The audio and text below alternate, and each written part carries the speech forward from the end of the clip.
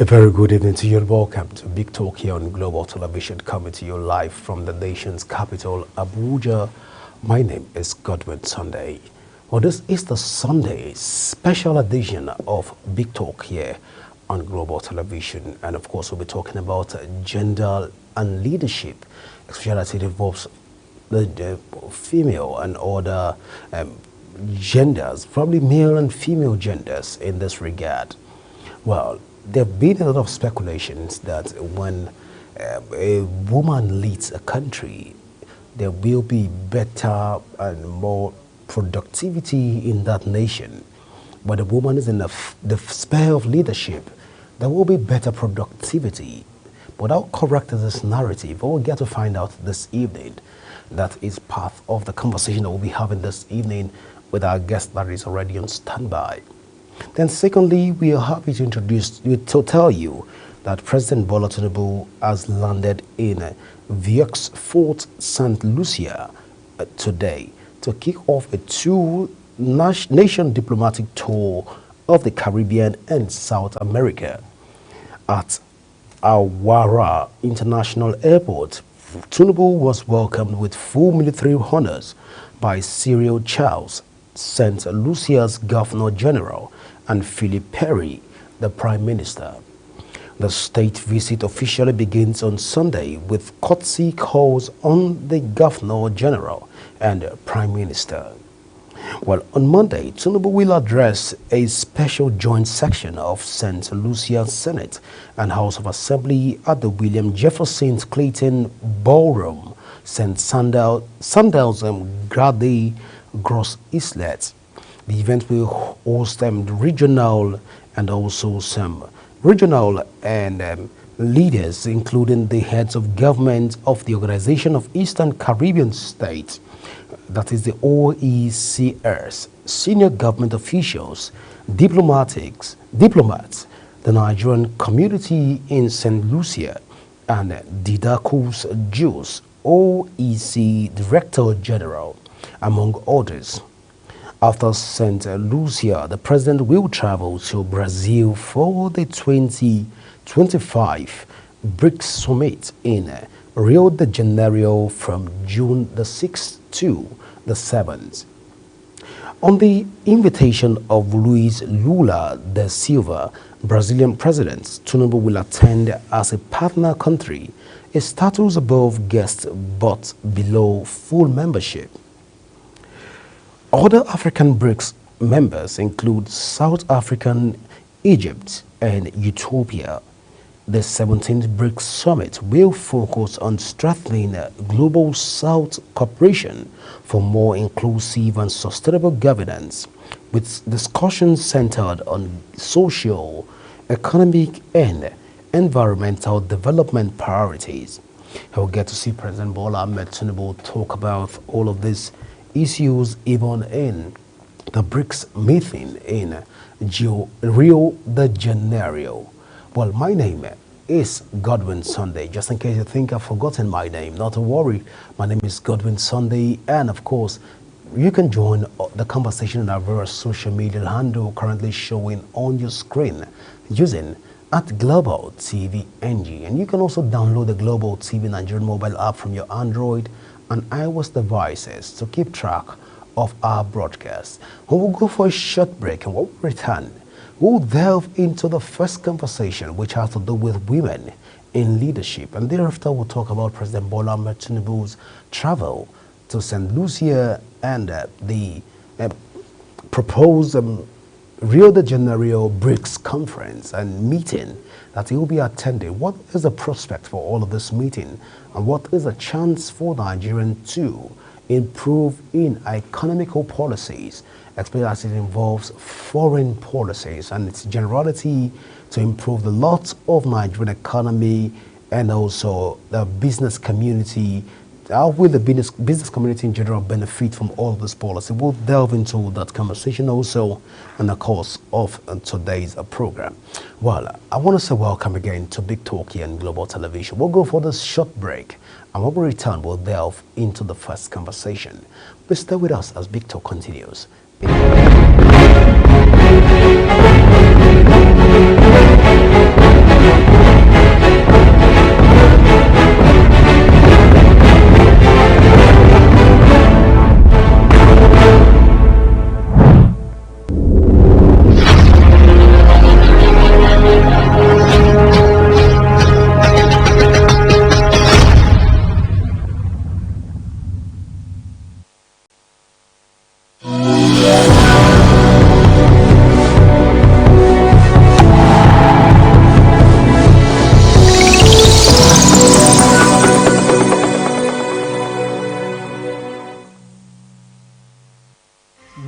know that Global Television can be watched in Nigeria and all over the world?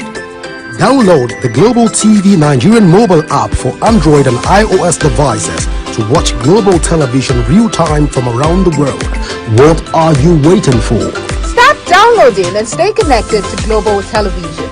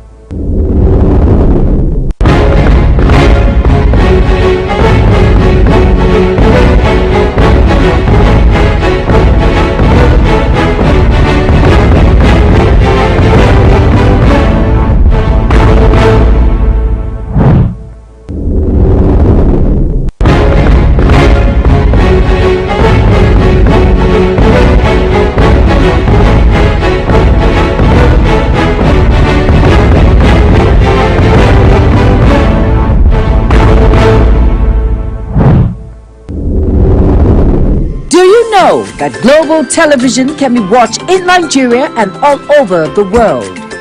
Download the Global TV Nigerian mobile app for Android and iOS devices to watch Global Television real-time from around the world. What are you waiting for? Start downloading and stay connected to Global Television.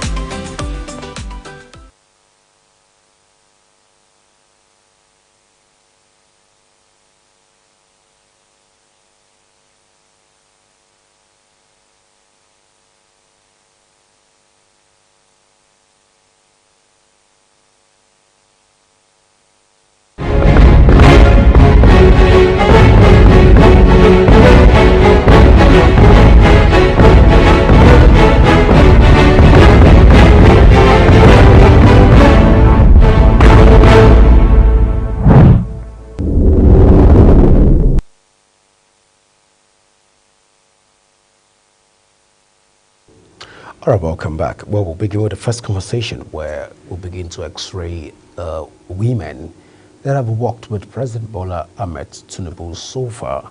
Well, it is on public record that the President Bola Tinubu has been able to steadily deliver on his promise to drive inclusion in his government. Even though it is only a slight bump, Tinubu female ministers are 8 in number compared to the 7 in Buhari's President Buhari's administration. These are the women helping him drive his agenda for a renewed Nigeria. We'll begin to look at these numbers. We'll begin to look at, first, we have Lola, who joins President Bola Tinubu's administration as the Minister of Tourism with a career in banking and technology sector that has spanned for over 30 years. And thereafter, we have the new Minister of State Police Affairs, the first to occupy the position. The Nasarawa State indigene was the Federal Commissioner of the National Commission for Refugees, Migrants, and Internally Displaced Persons. And she, of course, is a part of that administration also. Well, we'll look at other people that have been able to join in that government. That is, speaking of President Bola Ahmed Tinubu's government, we have the likes of also the Minister of Women Affairs, the person of Sulaiman, Ibrahim. She has also been with this police affairs, the first woman to occupy the position. The Nasarawa State indigene was the Federal Commissioner of the National Commission for Refugees and Migrants, Internally Displaced Persons. Right now, she's occupying the position of Women Affairs. All right, we have the likes of the Minister of State for Labor and Productivity, speaking about Onyejo Cha, who is the Minister of State for Labor and Productivity. She served as a Commissioner for Resource Management and Manpower Development under Governor of Abia, Orji Uzokalu, in 2003. Onyejo Cha contested for the position of Speaker of the House of Representatives in 2019, but stepped down for a main opponent, Femi Gbajabila, current State Chief of Staff to President Bola Tinubu. She holds Master degree in International Affairs and Diplomacy from Imo State University and another in Shipping from Ladoke Akintola University of Technology. Well, speaking of women that have served under President Bola Ahmed Tinubu, we can take away Doris Uzoka Unite, who is a graduate of Medicine and Surgery from the University of Benin, that is UNIBEN. She is the new Minister of Industry, Trade and Investment. She has over 20 years of experience in the banking sector and served as a General Manager of Zenith Bank, and also that's just one of our portfolios. We have Anatu Musawa, who is the Minister of Art, Culture and Creative Economy. Prior to her appointment, Musawa was a special advisor on culture and entertainment to President Bola Ahmed Tinubu. We have Beta Edu, served under the president also. Then, as before, she was relieved of her duty. She was also served as the Minister of Humanitarian Affairs and Poverty Alleviation. She is from Cross River State and also a believing member of the All Progressive Congress. We have the Uju Kennedy, who was the former Minister of Women Affairs that served under President Bola Ahmed Tinubu. We have Maria Mahmood. She's the new Minister of State, Federal Capital Territory. Maria has over 20 years of experience in the medical field. She is a member of the National Postgraduate Medical College and West African College of Physicians. Well, she's serving under President Bola Ahmed Tinubu right now, and that brings the number of women that have served under this administration to a total number of 8 women that have served under President Bola Ahmed Tinubu. Well, at this point, we'll be talking about women in leadership position. We'll begin to x-ray all of the women that have served in this administration, the previous administration, and of course, the administration before that. We'll begin to ask salient questions. What have been the impact of women that have served in leadership capacity? Have we been able to have a good record from the various women that have served in various administration? Of course, one outstanding female that have served in President Obasanjo's administration, and that of Goodluck Ebele Jonathan, has been that of Ngozi Okonjo-Iweala. People say that she was a magnificent personnel. But then, we've also have Dora Kugili that served also in the government. All of this person will be x-raying this evening the women in leadership portfolio. Have they been able to deliver to women, their fellow women, and also children and other people within their constituency in leadership capacity? Now that's on one hand. On the second hand, we have a lot of issues in Nigeria right now that borders on insecurity concern. Well, we've yet to see women come out to protest and talk about all of this concern. But then we'll be looking at all of this and trying to x-ray this fact from our own perspective. But we'll go for this short break, and when we return, we'll delve into the conversation. Please stay with us as Big Talk continues in a moment.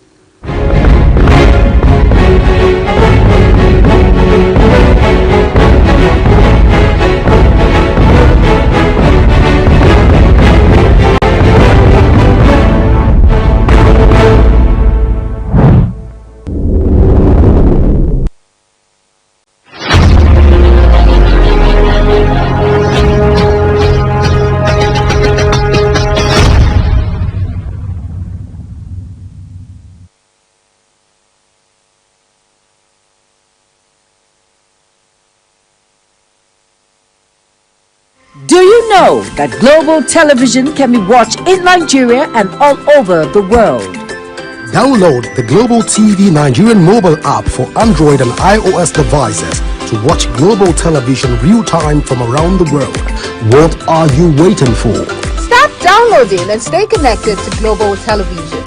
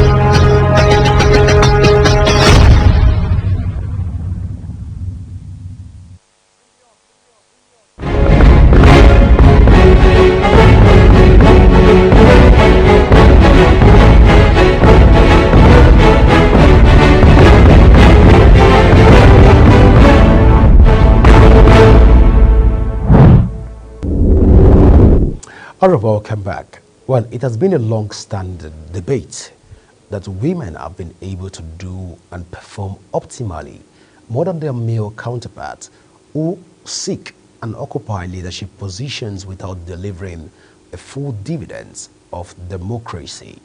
How correct is this narrative? Well, this is what we're trying to x-ray this evening and trying to look at leadership position from both gender and try to create a balance and try to also spotlight some of the challenges that both genders have been able to acquire for themselves so far. What is the distracting factor for the male and also the distracting factor for the female when occupying leadership positions? But then we will open the social media platforms for you this evening to be able to drop in your comments and also suggestions. What do you think about leadership position between both gender? Who does it better between the male and the female?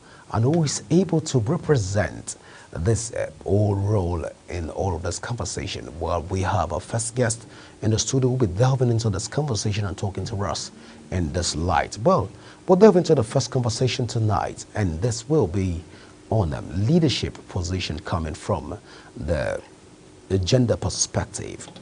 You can drop your comments. I will promise to take those comments just immediately after this break so that we can talk more, even as we have a guest in the studio who will be joining us in the conversation just shortly. Please stay with us as we'll go for the short break, and when we come back, we'll try to follow through to your comments and also get our guest in the studio to react to some of those comments. Please stay with us as Big Talk continues in a moment.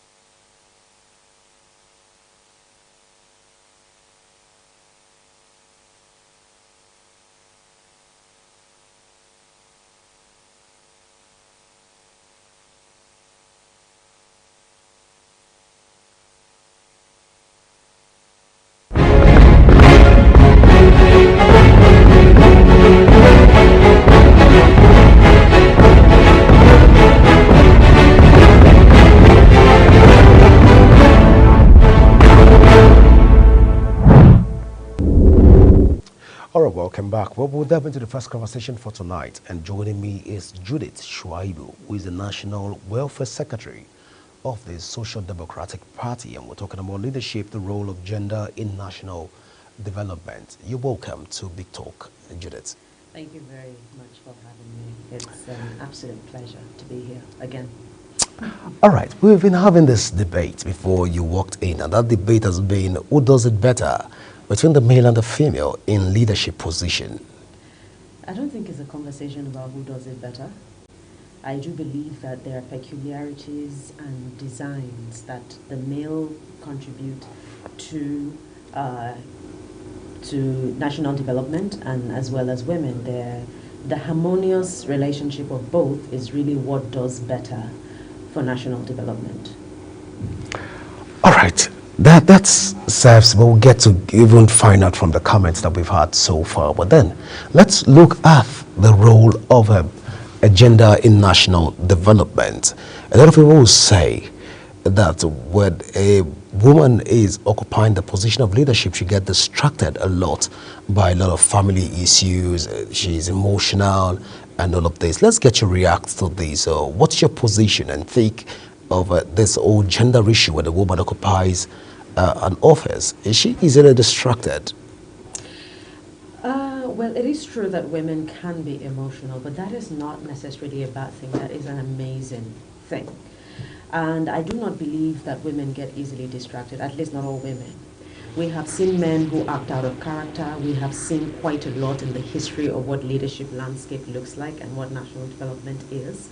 However, the ingredients that make a woman special is not necessarily a distraction. We are seeing a generation of women who have their acts together. We're seeing a generation of women who literally are able to balance between family, their life, their career. There's an ever-increasing rate in population of women who know how to do it and do it well.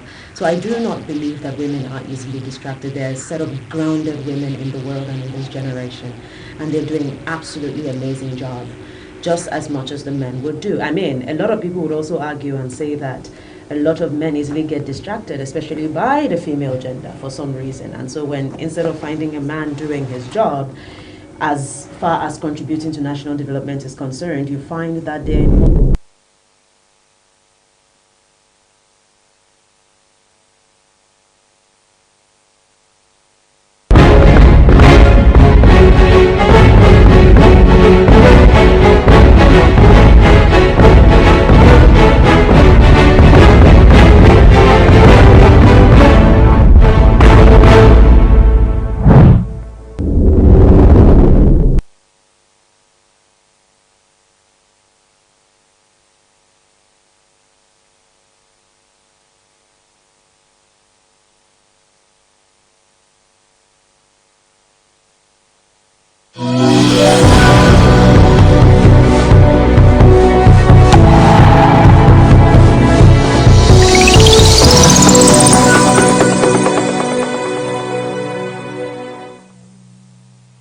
Do you know that global television can be watched in Nigeria and all over the world?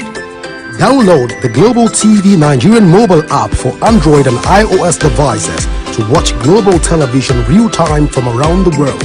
What are you waiting for? Start downloading and stay connected to Global Television.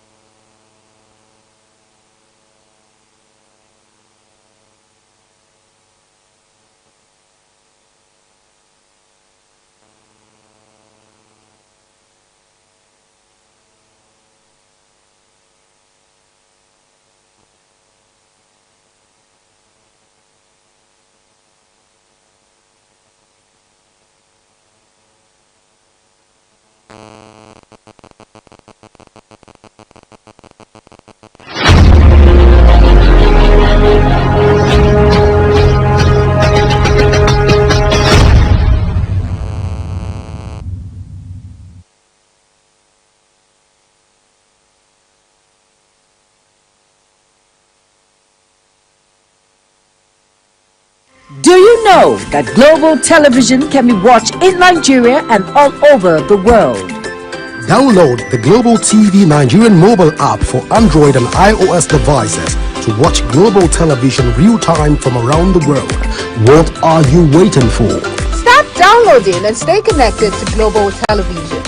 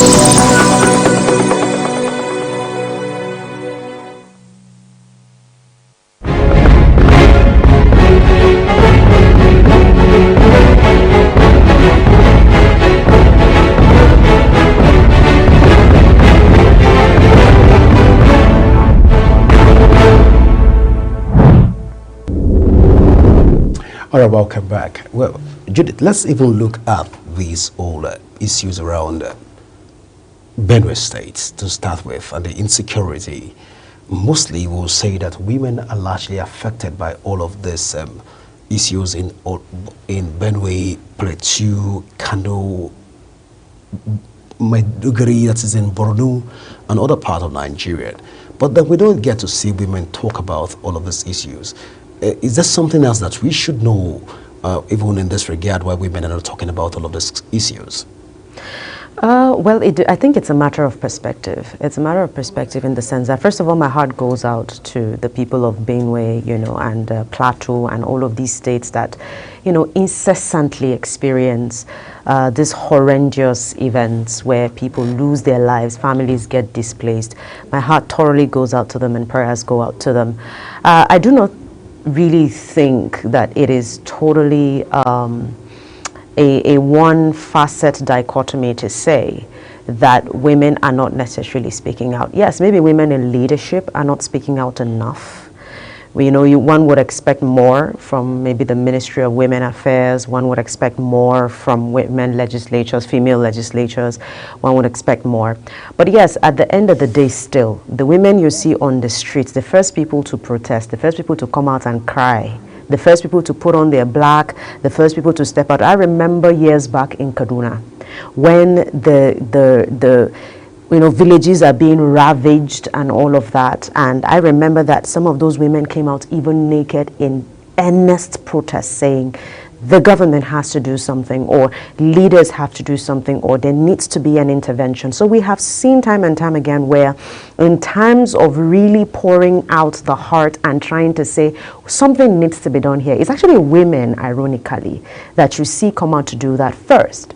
But maybe in terms of how do we get policies that are now in favor of women that would encourage them to speak out, in terms of that, I would say that the few women we have there need to do better, but at the same time it's also not their fault, because there's only so much you can do in a system that is quote and unquote somehow set up to be patriarchal in nature.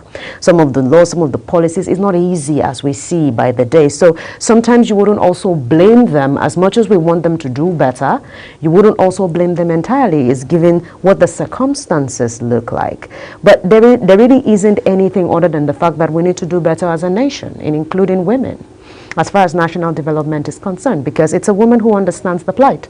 It's a woman who understands how things affect children, how things affect the home, how things affect the nation. Women at the end of the day are the best baseline and the thread that holds together everybody. So it's really important that we continue to look critically and at how we can include more women as far as nation building is concerned. Well, speaking of the role of gender in leadership, well, a lot of Nigerians felt disappointed when they were looking up to minority political parties to speak up on their behalf and address the this crisis in the North Central in general. They didn't get to hear from minority political parties. They felt disappointed, they felt left alone, they felt laid back because they expected more from minority political parties. But then, let me even get you react to this from your own perspective. Were there challenges why minority political parties have refused to even speak up on these issues of insecurity in the country, even looking at the women and children that are the primary target in all of this? Frankly, there has been a lot going on in the nation. That does not excuse the fact that women in minority political parties could have done better. Women in leadership could have done better. But there's a lot going on within political space, in the sense that we are seeing a lot of internal party wranglings, internal crisis. There's a lot of gearing up. For some reason, a lot of people are very agitated towards 2027 elections. So it would look like a lot of energy is going more into that rather than current issues affecting the nation, affecting your average person, affecting everyday children, youth. You know, it's rather sad, but it is good that you pose this question, because now I'm hoping that women would be able to look at this show right now and then be able to draw our attention back. So as much as in the minority political parties there's a lot going on which is intense and really taking attention, it is very pertinent that we also pay attention and find a balance between trying to handle that and secure the future as far as coming elections are concerned, and at the same time not neglecting the basis and the essence of what keeps us together as a nation. I think that's basically what it would be, and then what it should be as well. So at this point, should the women, should the children and also the youth be disappointed, knowing fully whether the minority political parties, women in that sphere, did not even speak up on their behalf? I wouldn't say so. Definitely not. It isn't that there aren't any women speaking at all, just that we do not have enough speaking for the voice to be loud. I'm asking that particular question because we have a situation in Benue, we had a situation in Plateau, we have a situation in Borno State, and minority political parties coming from the ADC, the Labour Party, and through to the SDP, refused to even mobilize women to come out to challenge the government in power in order to provide enough security for the people. And for one reason, people will say that these minority parties don't care about the people. It's just for them to gather votes and gather momentum for them to contest elections. But looking at all of this, let me get you even react to some of these narrative right now that is making the rounds. Should we say at this point again that women from this angle don't really care about the children and the women? All they care about is just to gather votes. That's why we have women leaders that mobilize for elections and just to get the vote, and after that, that's all.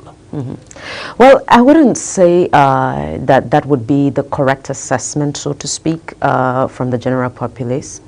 First of all, I would say hold off on the disappointment. Number one, it is not necessarily a phenomenon of the minority political parties.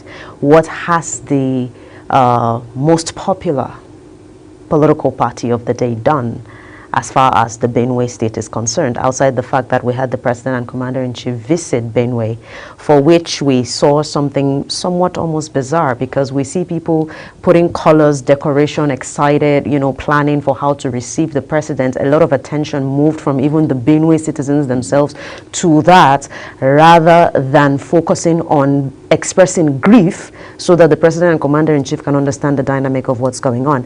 Now, it wouldn't be necessarily the fault, so to speak, or negligence on the part of minority political parties. I think generally political parties, we haven't quite seen much as far as response to the, states, that's very sad incident. As far as that is concerned, we haven't seen much response. We haven't seen enough. We haven't seen maybe what would be expected from women who are involved in political space. But like I said, there's a lot of distraction going on in this moment. That doesn't excuse it, but that is a general phenomenon from what one would consider the party in power down to all political parties. We can see better, we can do better. But that is also a call for more women to rise into these positions. Women who understand the plight of the people, women who understand what grief is, women who would make it a priority to focus more on serving the people than on political wranglings of the day. That's not to say that you would neglect the political game, but that would say that there is need for more women who understand that balance to occupy these positions.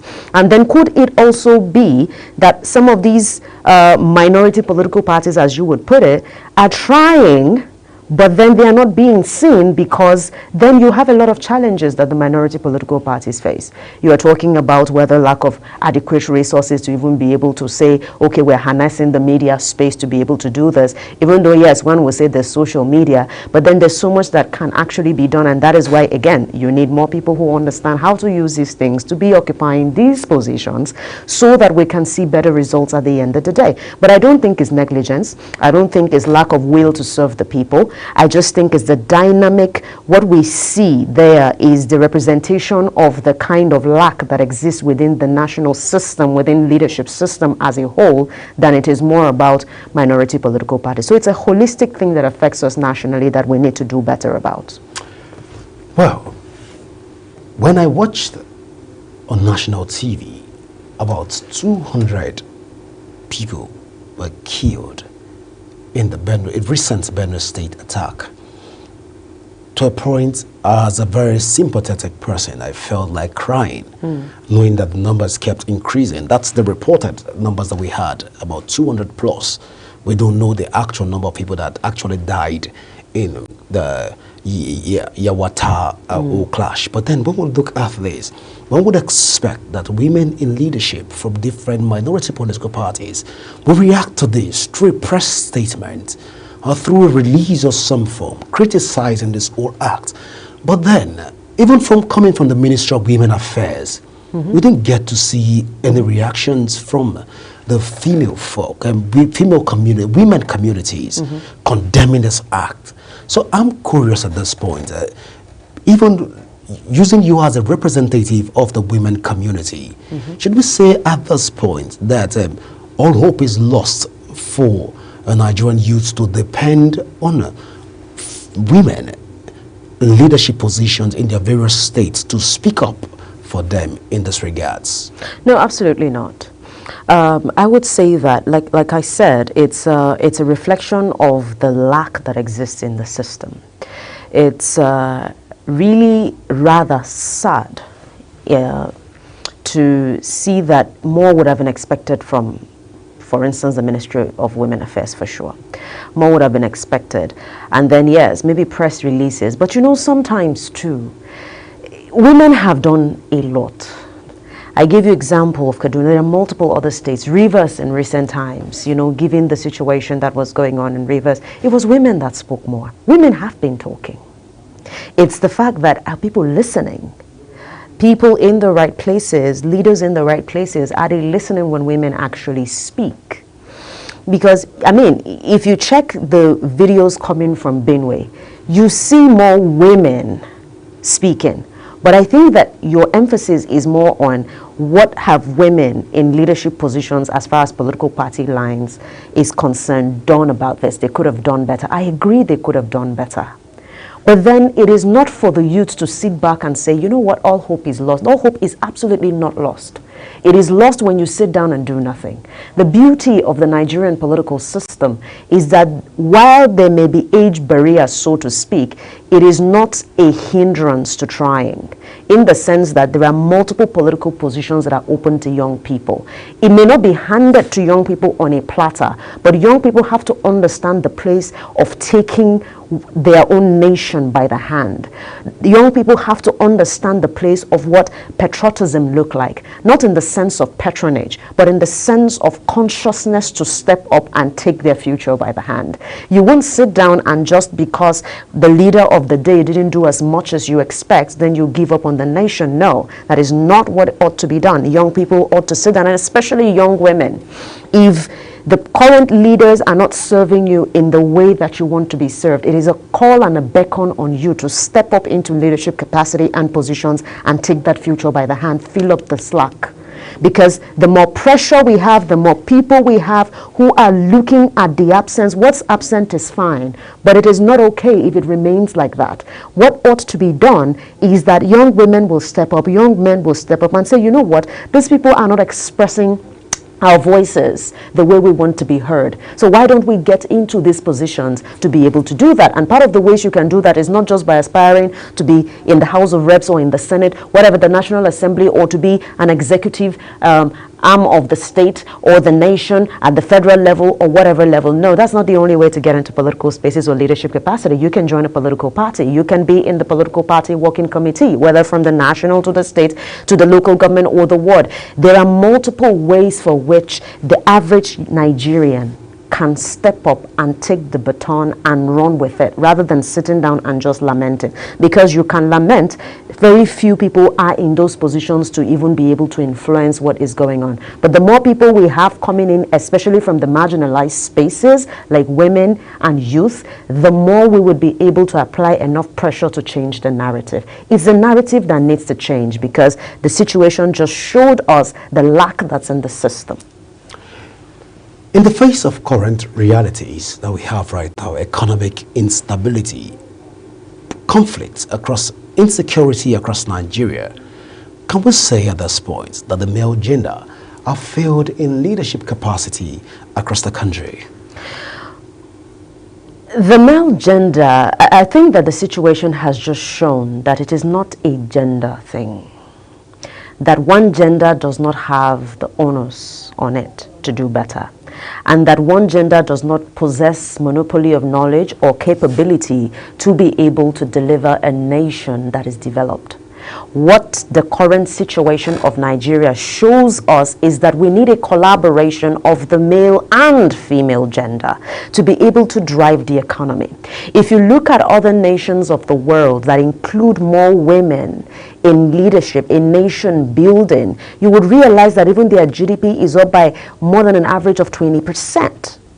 So if you look at it, including women in nation building would actually serve men better to be able to achieve the goal, rather than thinking it's a man's job. A woman's job is to be in the kitchen or be at home. That is not the truth, because there is a makeup of a woman that balances out what a man would offer as far as nation building is concerned. There is the way that a man is wired, there's a way that a woman is wired, there are different capacities that is as a synergy of both, that would ultimately drive a nation to where it is supposed to be, and then create a future for children and youth to now be able to build on. We must get to that point where we realize that this is the truth of the matter. We must have policies that work, and the only way to be able to develop such policies is to have women involved just as much as men are involved on an equal template as much as possible. And so strengths can now be synergized, and then the weaknesses of both genders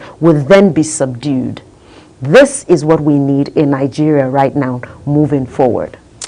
Well, just 8 women have been able to partake in President Bola Ahmed Tinubu's administration so far. And a lot of Nigerians will say at this point that it is due to the absence of women in this administration. That's why we've had a lot of retrogressiveness in the government. How correct is this narrative? Well, you see, I would say 8 is a number. We've started somewhere, but it is rather sad. It's rather sad because you are talking about a nation that has more than 250 million people, and the larger populace of that is actually women and then youth. So it is rather sad to have just 8 women. How do we expect to cover bases? If you have millions of people and you only have 8 in proper representation on tables that matter for decisions to be made that will trickle down and develop a nation, you do not expect maximum results that would be balanced and holistic, that would wind up fostering national development. The real thing is it needs to be better. You have to include more. You have to make room for more. And we have to stop viewing that inclusivity as, a handout, or as a let's create a portal for women, or let's create something that just gives them something to do. We actually have to be able to begin to look at women, and I hope that this government will do so. They have started, it's up to 8. It needs to be better. You need more, because you're talking about diversity, you're talking about different ethnicity, you're talking about different religions, you're talking about different, you're talking about capacity in different sectors. These are the ingredients that you need to be able to foster adequate national development. And so I wouldn't say that the dynamic is what would be the culprit as far as retrogression is concerned, but I would say that it is not enough to also foster development to where we expect it to be as a nation. So there's definitely an eminent need for more women to be included in leadership capacity. So when you look at the generality of President Bola Ahmed Tinubu's administration and previous administration prior to this time, how will you assess the role of a woman or gender in the leadership portfolio across the country as it stands right now? My assessment would be that, frankly, we have seen better in time past. I mean, talk about the times when you had the likes and minds of Ngozi Okonjo-Iweala in government, and the Obi Ezekwesilis, and the Dora and all of that. If you compare the output of what women's contribution was at that time and now, there is cause for concern. There is cause for introspection to look and say, what exactly did we get wrong? Are we putting the right people in the right places? I would also, of course, give flowers to the women who are in position right now. We wouldn't say they're not doing anything at all, but there is definitely a cause for concern because we're not getting the results we expect by virtue of the women who are there right now. But you can also say that it may partly be because there is underrepresentation, and there is the patriarchal system is even higher now and more oppressive now than even in previous administrations we have seen before.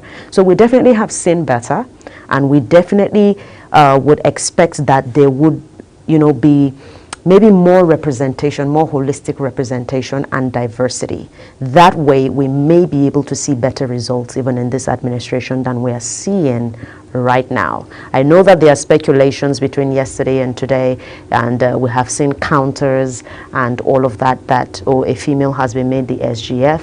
When I saw that, I thought, oh, phenomenal. We are about to see something phenomenal happen in this nation. But there have been a lot of contradictions as far as the validity of that is concerned. But if that winds up being true, then more women who are qualified, women who know their onions, can be put in strategic positions such as that, I think it would reflect greatly in our nation building for sure.